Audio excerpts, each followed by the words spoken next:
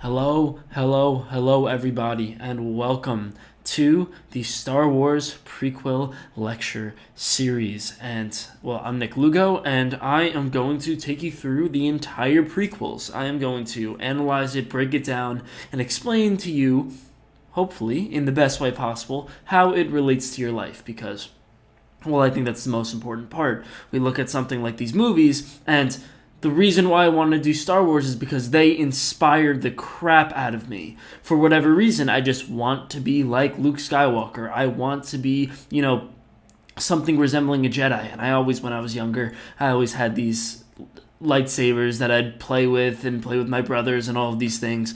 So I just wanted to show that here. I wanted to explain, first of all, why it's interesting to everybody, and also why it was interesting to me as a kid, and why it really popped out to me. I think that's something that's not really obvious. It's like, why did Star Wars become something resembling a religious phenomena? Why did people spend hours of their life, no, even longer, let's say all of their mental energy just to, rewatch the entire prequel, rewatch the entire series, go to the movies and go early just because you're just that excited? Why do people buy figures of these characters? Why did they make an entire Star Wars, culture out of it? There's an entire culture around Star Wars, and I just wanted to sort of piece apart why it's so important and what exactly these movies mean. So I wanted to break it down, and most of the time that I spend is dealing with psychology. So I really wanted to break down the psychology of someone like Anakin, and I'm going to be breaking down the psychology of someone like Luke in a later series. But for now, I am going to be doing Anakin, and he's the Redeemer. He's the hero. He's the one who brings balance to the Force, the one who the prophecy predicts, and he's just an adorable kid. Look at his face there. He's just absolutely adorable. So I am going to break him down, and I'm going to break him down from the moment he is this young to the moment he becomes Darth Vader at the end of the third movie. And then I'm going to go into the 4th through 6 movies, and we are going to watch to the point where Darth Vader dies. So that's what we're going to be. I wanted to start off with a point, and this is a really, really important point. Something that, makes this lecture worth listening to. And it's a very simple idea. Anakin Skywalker is you. You are Anakin Skywalker. And that's a really important idea. When we're actually listening to these stories, or in this case, watching these stories, we actually place ourselves in Anakin. Anakin is meant to be relatable, and so is Luke. And the idea here is very, very simple. It's like you are the Redeemer. You have a prophecy written for you at the moment that you were born. And it might not be an actual prophecy, but it's an individual duty that you have to this world. And, you could redeem it, or you could turn to the dark side. You could be a Jedi, or you could be a dark side. And all of these ideas are highly, highly, encoded in our world. They could actually manifest in our world. And if you just peel back the layers, which I'll be doing throughout this entire lecture series, you find out that you and Anakin are so much more similar than you originally thought. It's not just a story about lightsabers and magical powers, you could say. It's so much more than that. And this brings me to my next point. Anakin can be you. Anakin is somebody who, turns to the dark side. I'm going to be dishing out spoilers throughout the entire thing, because I'm assuming that you've seen the first 3 movies. But Anakin is, he's someone who turns to the dark side. And something that we're going to try to figure out here is, why do people turn to the metaphorical dark side? Why do people become bad people? Why do people turn to drugs? Why do people turn to alcoholism? Why do people live bad lives? All of these things are, an important question. And I think that's a question that we haven't really considered. You ask the question of, Well, let's just take a parent, for example. He asks the question, how many parents went into parenthood thinking that they're going to be a bad parent? It's like 0, maybe 1 or 2. But then, does our society consist of bad parents? And the answer is yes. So the question is, how can, first of all, we be so blind to this idea? And second of all, how can we prevent the dark side or the, failure to reach our goals how can we prevent it from manifesting itself? How could we end up as a Jedi, metaphorically speaking? And that's a really important idea, and I'm gonna be talking about this from a political lens, from a psychological lens, from a social lens. There are so many different ways that you could look at something like the dark side. One way that you could look at it is the fact that, how many people say as a child or, as they're growing up that they're gonna be overweight, yet 2/3 of our society is overweight. It's like, how is that possible? 2/3 of American society is overweight. I will say that again. I bet you 0 of them intended to be overweight, yet it just happens. You could say they've turned to the dark side. And you could say that it wasn't a conscious choice, right? You could say that nobody intends to do it, but nevertheless, the result is there. Same thing with smoking, right? Smoking cigarettes, it's like nobody intends to be a cigarette smoker. Nobody intends to smoke Juul and get addicted to it, yet people get addicted all the time. It's like, what is the thing that flips the switch? And we're going to be asking that question throughout the whole movie, throughout the whole series. The next idea is something that, just connects essentially everything. This is your galaxy, right? When you think about, if you are Anakin, then you are living in Anakin's world, right? And you're living in Anakin's galaxy, and that's the exact idea. It's like, when you place yourself in the shoes of Anakin, when you start to see yourself as somebody who can make the mistakes of Anakin and somebody who has the divine potential that Anakin has, you start to believe that maybe the world in which you live in is very, very similar to the world in which Anakin lives in. It's just, there's a lot of, we'll say, magic, roughly speaking. There's a lot of that. If you just peel back those layers, then you realize that you live in the same world, essentially. So, and that's the real idea. When you think of someone as Anakin, you could say he's the redeemer of the entire galaxy, right? Or the potential redeemer for the entire galaxy. You don't need to think of it like that.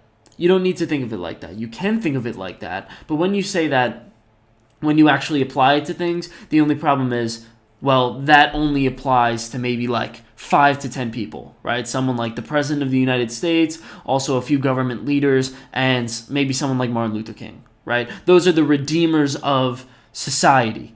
But we got to ask a bigger question, or at least maybe we could localize it a little bit more. It's like, maybe you're not going to lead the world. Maybe you want to lead the world. That's potential, but maybe we'll go with the majority of people who don't want to lead the world. Maybe you're the redeemer of yourself, right? Maybe you're the redeemer of, this galaxy that exists. Maybe it's just a representation of the you, right? Maybe it's a representation of your brain. Maybe it's a representation of all the influences that exist on you and influence you. And, instead of, let's say, leading the entire governmental organization, you could just lead yourself. You could just develop into a good person. And we could say that creating a good government is analogous to creating a good person. And we'll see that as it plays along. That's Plato's significant observation that he made in the book Republic. He just said, very simply, if you take the principles that apply in a good government and you apply them to yourself, they will match up. There will be a lot of similarity between the two, and that's the exact idea. This is a psychological story. It's not just a governmental story. It's not just a family drama. There's so much more that lies beneath the surface. So let's begin. That's my little intro for you. where it's a long time ago in a galaxy far, far away. And obviously what that's just trying to do is make you suspend belief, right? Like we are going into a place that, well, you don't have to try to match it up to the cultural bounds in which you exist in. This is something that is completely outside of that. And that's something that we'll see throughout the movie. This movie and this world is so much different than the Western culture in which we've been raised in. It's so wise. There's so much wisdom underlying these stories, and I'll break that down for you later.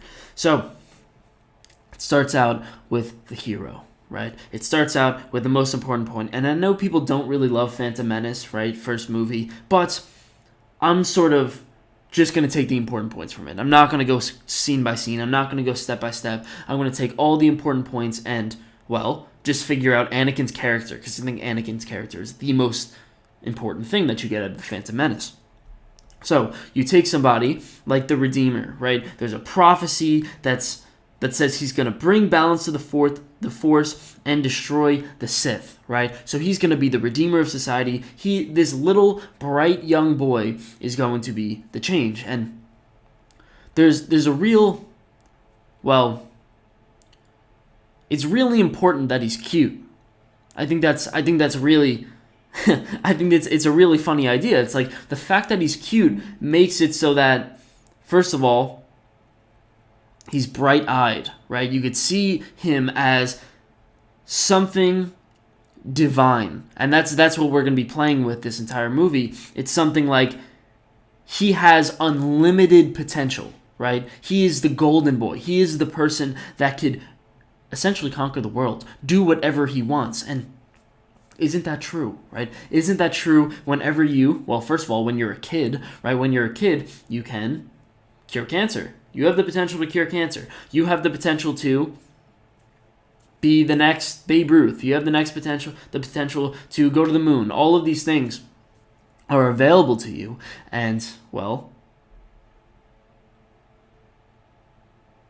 who says that they're not, right? Like by definition, they are available to you. You can be that person. You can be, well, you could say maybe there's a prophecy for the next person to go to Mars, or the prophecy for the person to be the next Babe Ruth, or definitely the prophecy is the person who's going to cure cancer. And, well, this is you. This is you. And who says this still has to remain in childhood? Who says that you're not this now? Who says that you're not going to be the person that's going to save your family, save yourself, well, maybe you could still cure cancer, right? There are all these, well, whatever goal that you want to be, you could still achieve it in.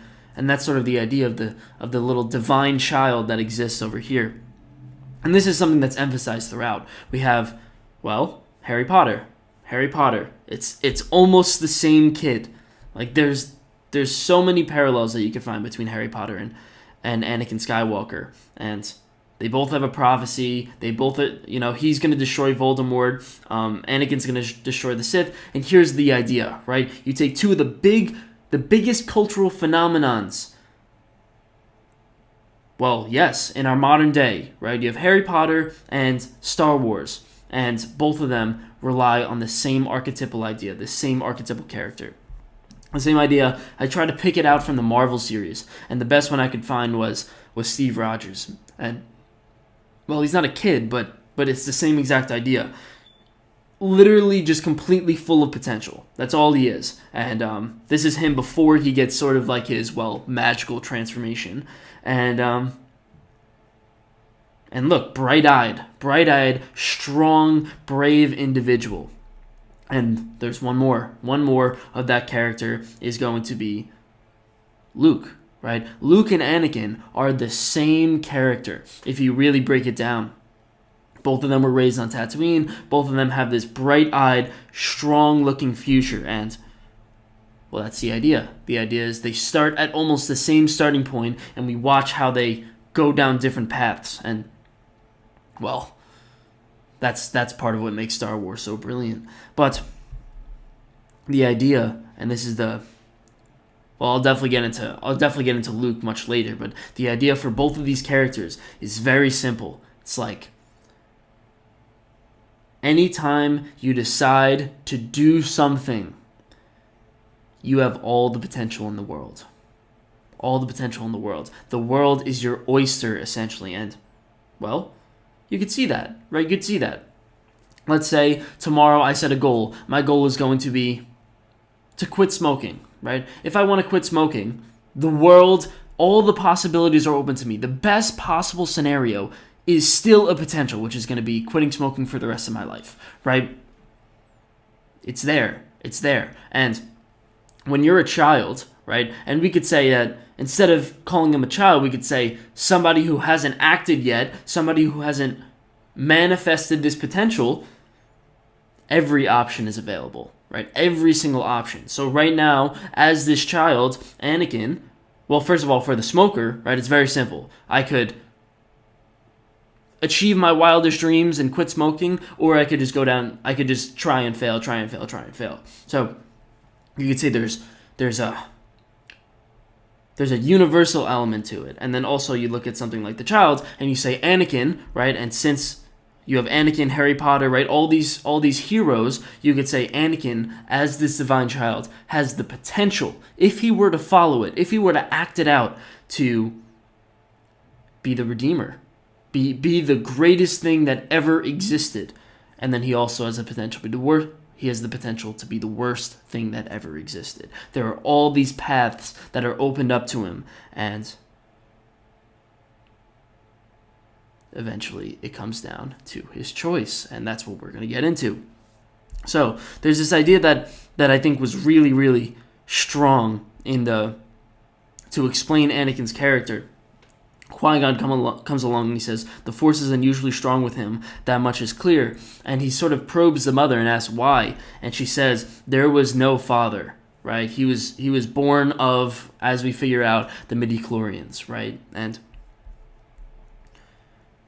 it's that's a tough idea. That's a tough idea, first of all, to unpack and also to understand. It's like, what the hell does that mean? And well, the best way of understanding it is something very simple. She is the Virgin Mary, right? She is the Virgin Mary. She is, well, the virgin who has a child. And you ask the question, what does that mean, right? And this is a cross-cultural idea. And I know that George Lucas he had Mary in mind because she plays the role of archetypal Mary. What that means is, well, First of all, you have this divine child here, right? He's born of the gods, and therefore he has this unlimited potential. He has this divine potential. And part of it is really simple. It's like, whenever you go out to do something, whatever it is, you have the tools to achieve the job, right? That's really what it is. It's like, let's say you go to, we'll keep with the simple examples, right? You go to start eating better, right? And be a healthier eater. It's like, sure, you might not get there, right? Sure, there's, we'll say 10 different paths, and you could take the good path or you could take the bad path. We'll just say 2 different paths for simplicity. But you have the tools, right? The tools exist within you to take the good path. And that's really all it is. And then there's this element of the Redeemer in the fact that, well, if she's Virgin Mary, then he's Jesus Christ, right? They're again the same character, and well, it's perfect, right? It's perfect to say that he can save the world. He could be the one who redeems all of civilization, and you can make the argument that that's what he eventually does.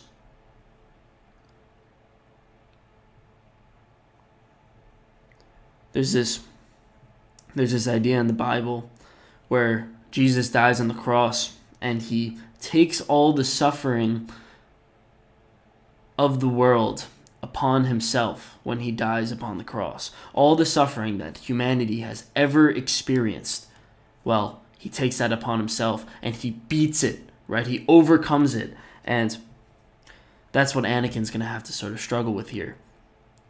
he's going to deal with an immense amount of suffering, an immense amount of pain. And the question is whether or not he could take that suffering, the suffering of the world, the suffering of himself, the suffering that, well, life arbitrarily gives you. Because remember, people die early, and, well, people get abused, cancer happens, and, well, people get completely wiped out. It's like he has to take that suffering, and he has to, well, it's a question of whether or not he takes it upon himself and overcomes it. So he meets Qui-Gon, and the thing is, Qui-Gon sort of explains to him exactly what happened. So he says there's this idea of midi-chlorians, and, well, he says midi-chlorians are a microscopic life form that resides within all living cells. They continuously speak to us, telling us the will of the Force. And that's a very religious idea. This is actually an Indian idea, right? Yeah, it's from the Hindu text. And, well, if you're interested, just look up the idea of the Atman and the Brahman, and we're gonna sort of get into that. But it's really cool, right? It's really cool how they're creating this world, and it's the world of the East, right, which is the Hindu text, the Eastern religions, and then also she takes the idea of the virgin birth, and he sort of puts them together into one world. You could say this is like the ultimate story, because, well, it combines all of the religious philosophies and puts them together. So now we have someone like, so now we're sort of piecing it together, right? Now I'll keep you in line. We have the divine child, who's the Redeemer. He's bright-eyed and he's full of potential. He's divine, right? So he has the tools to complete the job, roughly speaking. There's a lot more to it, but we could say he has the tools to complete the job. He can do the things that, well, he could redeem. He could be, first of all, let's say, the savior of himself. Let's start with that. And then, here's the next part.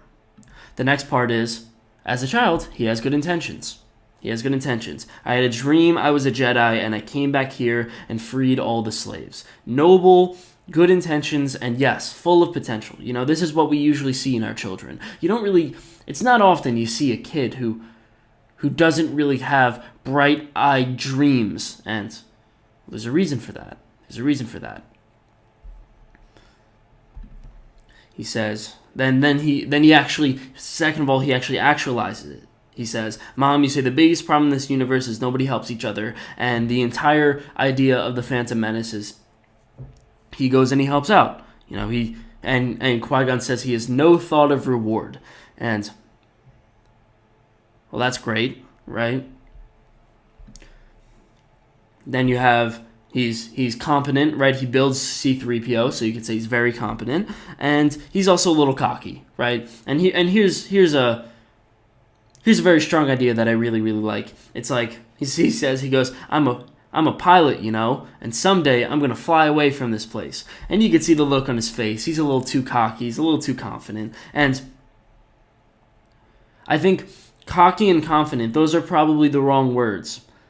The best word is naive, right? He's incredibly naive. He has no idea what the world has in store for him. And, well, that's part of the problem. And that's also why he is who he is. You know, if he knew how harsh the world was, if he knew that his mother would die and that Padme would die and all of these terrible things would happen to him within the course of 20 years, maybe he wouldn't even set out on this journey in the first place.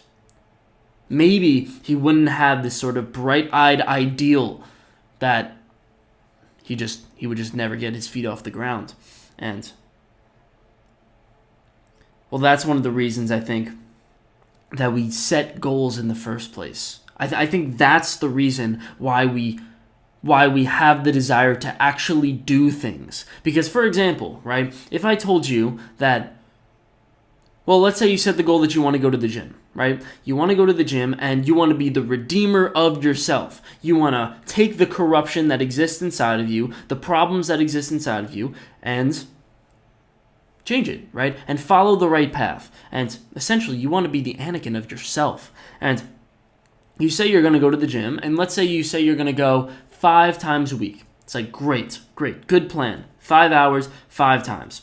And what you're doing there is, well, first of all, let's say that's an ambitious goal, right? It's pretty ambitious, especially if you're coming from 0.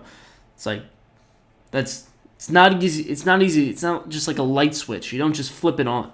But you say you're going to do this 5 hours a week, and I've gone through this so many times in my life, and it feels so good, right? Because for so long, you kind of deny yourself. You say, I've been gaining weight, but I don't really need to go to the gym, or I don't want to go to the gym, or whatever excuse you come up with, whatever rationalization our incredible brain can come up with. The only thing that allows us to get going, to get moving, is to underestimate how difficult the actual, goal itself and striving for the goal is going to be. If you say, instead of understanding how damn difficult it is to go to the gym for 5 hours a day or 5 hours a week, you just underestimate it. And that gives you the motivation to go forward. It's like one of the hardest things that we do in our lives is just getting started on something. That's one of the things I see in business school. So currently, as a business student, I see all the time there are students who, they say, one day I'm going to be a CEO. One day I'm going to own my own company. One day I'm going to be an entrepreneur. Like all the dream job, you could say. But they're like, I'll do it sometime later. Right now I'll go into finance. I'll go into Wall Street. I'll go into investment banking, accounting, all the dead end. I'm not going to say dead end. All the boring, soul-sucking jobs because, they know something like they never want to get started, right? They're afraid of getting started. It's so difficult to say, I am going to, like Anakin does, take a risk and go and pursue my dreams. Go and pursue something that's actually meaningful as opposed to some sort of dead-end job. And, that's an idea that we're definitely going to explore as Anakin grows up. But that's sort of the idea. So the idea is you say you're going to go to the gym, and when you say you're going to go to the gym, you underestimate how difficult it's going to be. It's the same thing with quitting smoking. It's the same thing with, choosing a career. You think it's going to be easy, or at least you think it's going to be somewhat easy, and you overpredict just so you could get started, and then hopefully the momentum takes you. Hopefully the momentum sort of guides you in the right direction, and you could go on a hero's journey. But the problem is when you say no right away, when you just say, I'm not going to deal with it, it doesn't happen. So that's sort of why, psychologically at least, when I'll give my personal story, whenever I would get on these, I would go on the spurts, the traditional spurts of working out for a few weeks, a few days, a few months, whatever, and then just completely dropping off. And then one night I would have the spurt of motivation, a huge motivation. We could say I was the child hero. I was the naive, cocky hero. And I was going to go to the gym. I was going to get back on my schedule, roughly speaking. And what I would do is it would give me the most motivation ever. I would get so motivated enough to do push-ups on the floor. I'd be like, I want to get started right now. I'm going to do a little quick workout. I'm going to schedule my next week in all the times that I go to the gym, all the times that I'm gonna read up on going to the gym, all the my shower time, and also like every single thing. Maybe I'm gonna even plan reading an extra book or doing something productive. I'm gonna wake up and I'm going to be a hero. That's what I would say. And that's the child within me. And Carl Jung, he has this idea. He's the he spent his life studying things like this, and he had very strong belief that the child within us never goes away. That child spirit within us always lies within us. It doesn't matter if you're 60 years old or if you're 10 years old. When you make that claim that you're going to start working out, or you're going to pursue your dream or your passion project or whatever it is, you're going to travel the world, all of these things, that's the child within you speaking. That's the child's manifesting itself and saying, I'm gonna do something that I actually want to do. And wasn't that the problem? Isn't that the problem that we all struggle with? It's like you're always faced with this decision of what am I supposed to do versus what do I want to do? And well, that's the idea. So that's why you have someone like Anakin within you. So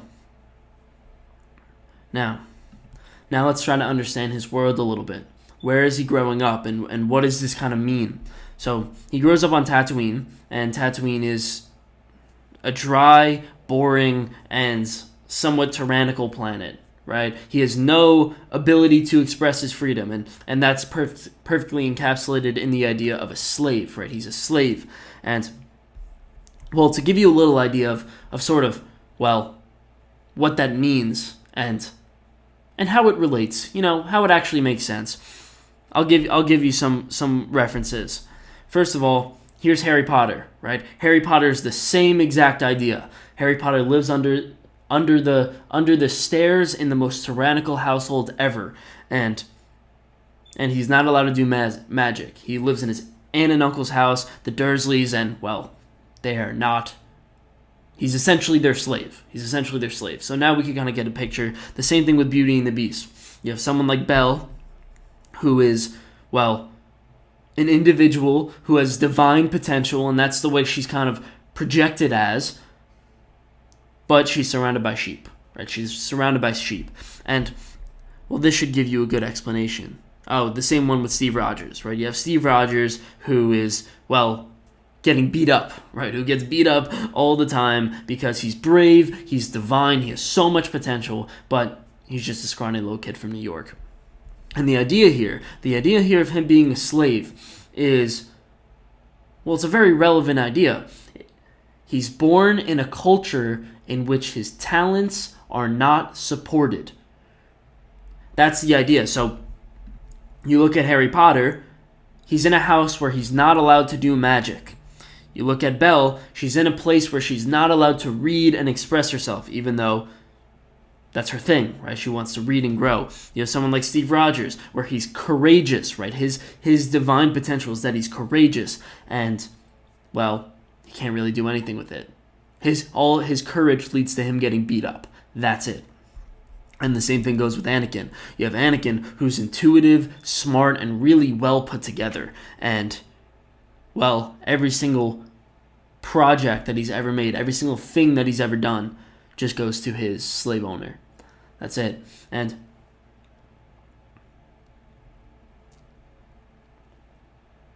you'll see this in your own life. You'll see this. It's a powerful idea.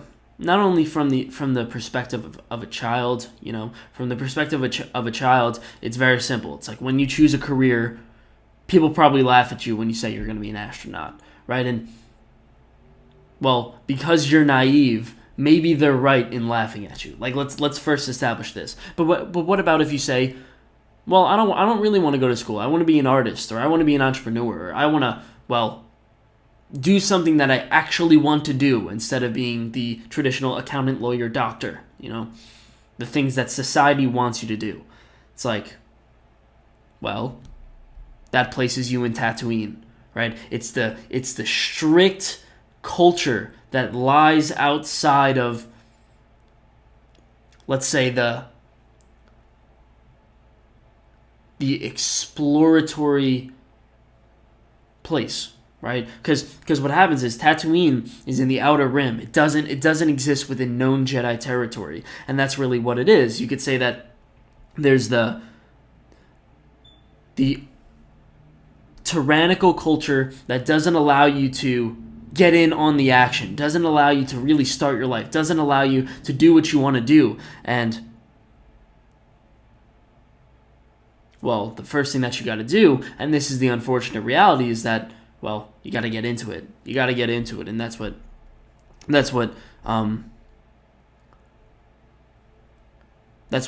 Anakin does. So that's kind of what happens in The Phantom Menace, and I think this is really, really, well, it's a good idea. It's a very, very good idea.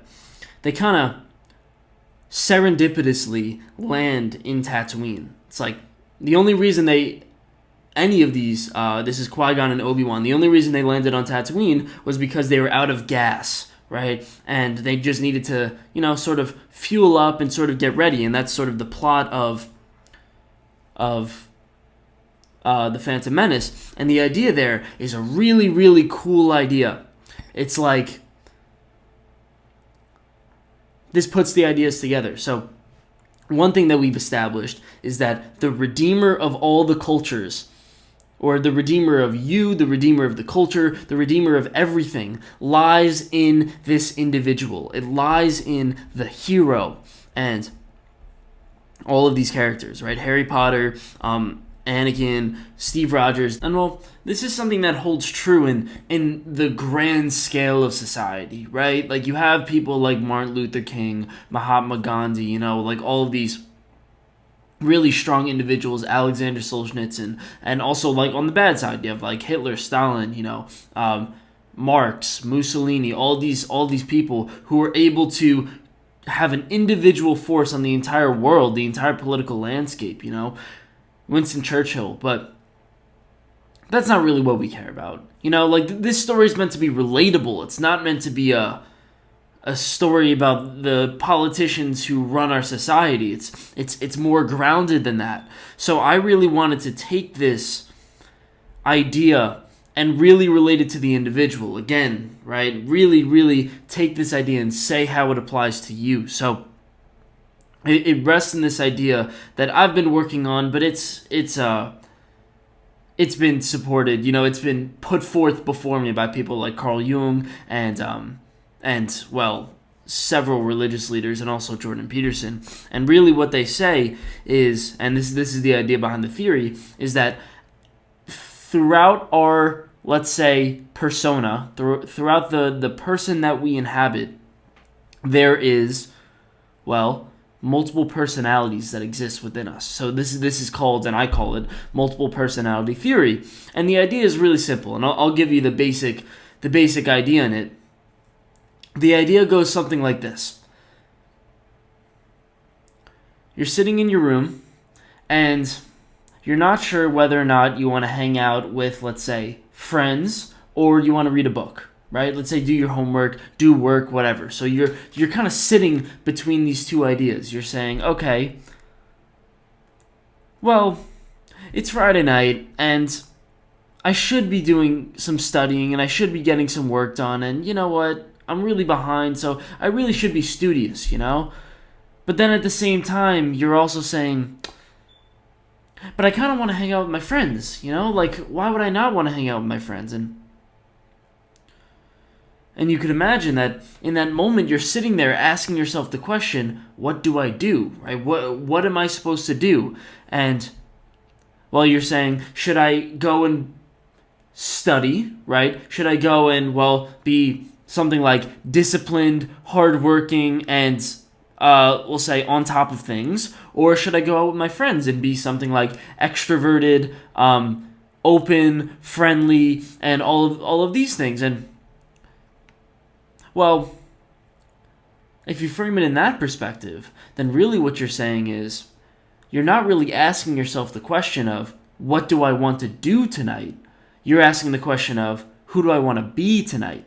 Right? Do I want to be the person who's studious and studying and on top of his work, or do I want to be the person that is extroverted and friendly and fun and all of these things? And you're sort of grappling with this question all the time, right? The question of, do I want to drink tonight, or do I want to just spend some good quality time with my friends? You're asking the question of, do I want to be something resembling, you could look at it from good or bad, right? For drinking, you could say fun, or you could say reckless. And for just spending some good time with your friends, you could say extroverted, or you could say boring. And when you're sort of making these decisions, you're really asking yourself, do I want to be X or Y tonight, A or B. And, well, this is something that we see throughout literally our sphere of experience. Like you'll notice this throughout the day. If you really watch yourself,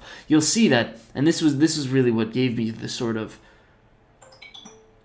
juice behind the idea. The juice is really simple. It's like, well, throughout the day, it's as if I'm completely separate people. It's like I wake up in the morning and I do some work. It's like when I do some work, I am completely shy, don't really want to talk to anybody, just kind of want to lock down. But then somebody calls me up on the phone, I'm a completely new person. Then let's say, I'm not a big meditator, but let's say you get into meditation. It's like, then you're a completely spiritual person. And then let's say, well, you go to your 9 to 5.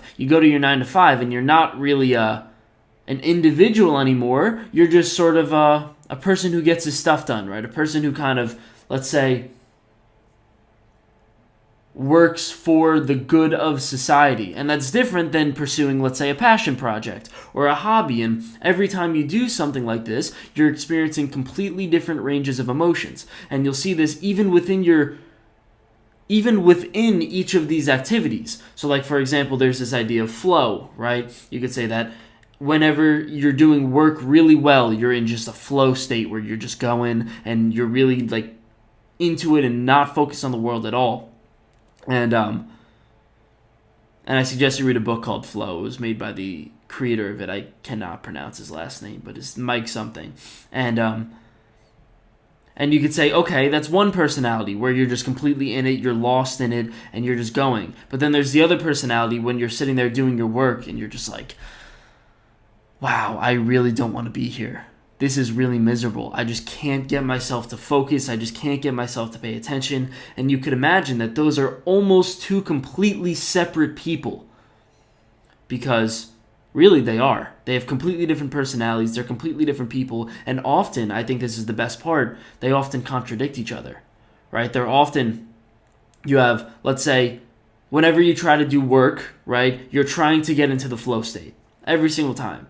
But you're trying to fight against the personality. You're trying to suppress the personality of, I don't want to be here. I don't want to do this. This is kind of boring. You know, I'd rather be, I don't know, drinking or playing video games or whatever. So they often contradict each other. And also, well, it's a question of how do these personalities sort of switch between each other, right? And how could one personality beat out the other? Because really think about it, and this is one of the strong ideas, is that whenever you're, let's say, struggling with social media, right? Social media, video games, TV, you're spending too much time procrastinating. We'll go with procrastinating.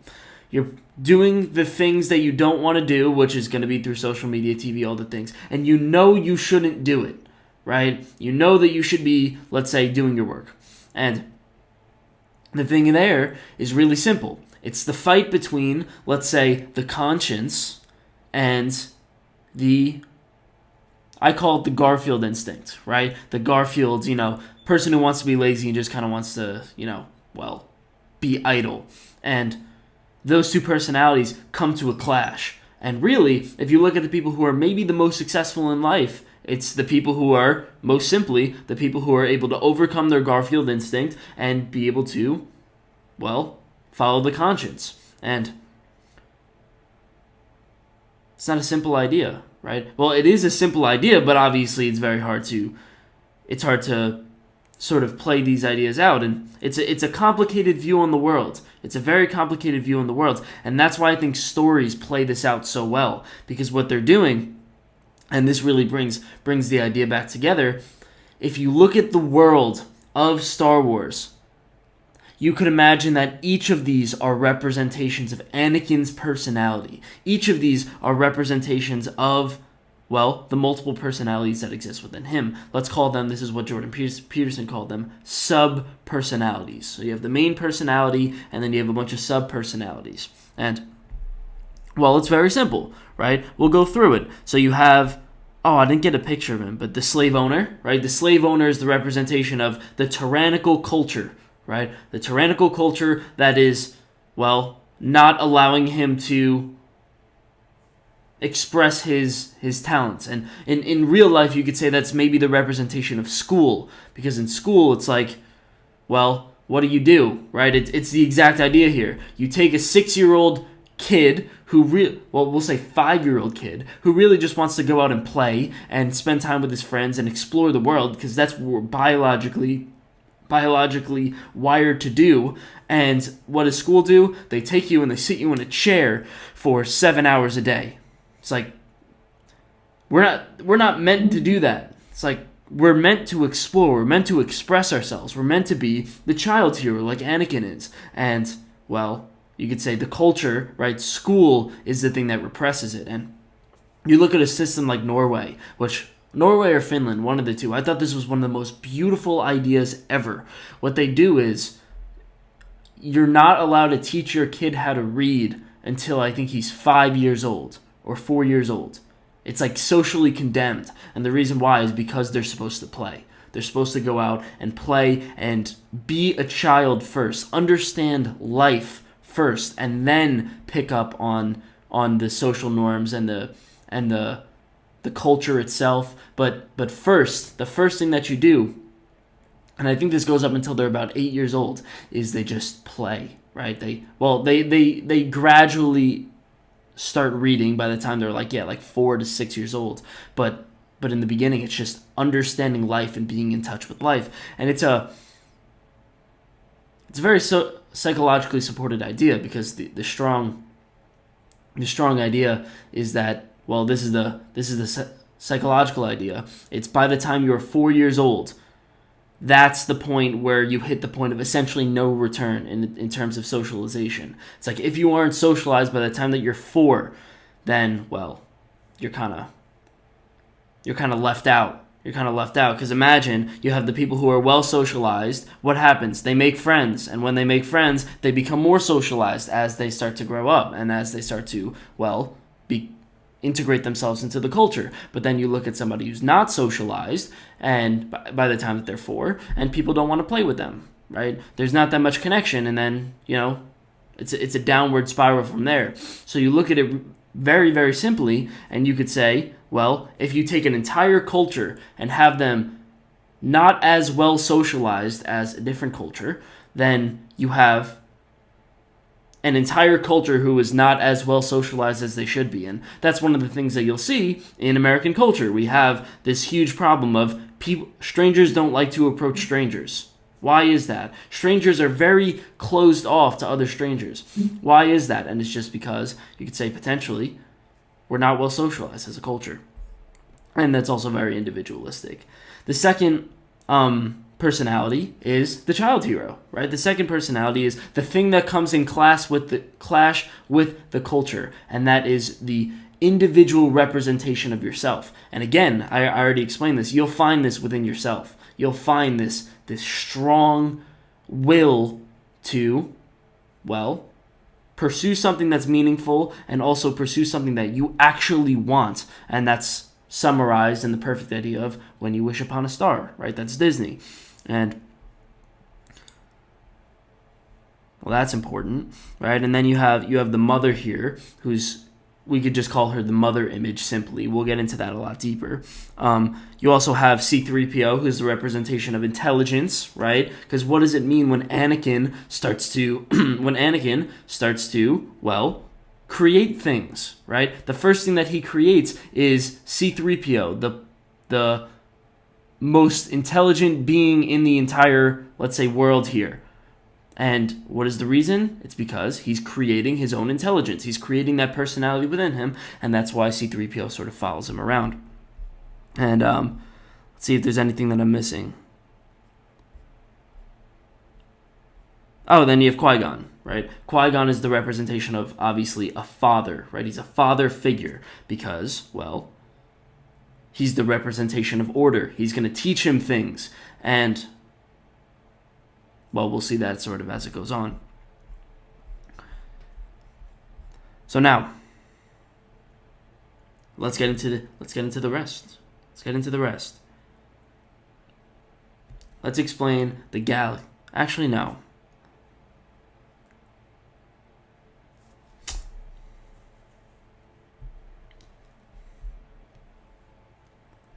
Yeah, okay.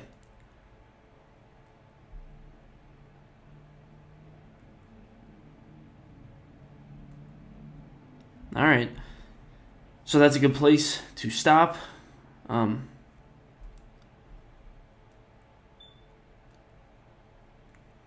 okay, so now we have understood essentially the world in which Anakin lives in. And, well, next we got to get into the galaxy. Next we have to understand what is this world that is completely beyond Tatooine, and what is this world that has Jedis and villains and all of these things. That is the next thing that we are going to explore in the next lecture. So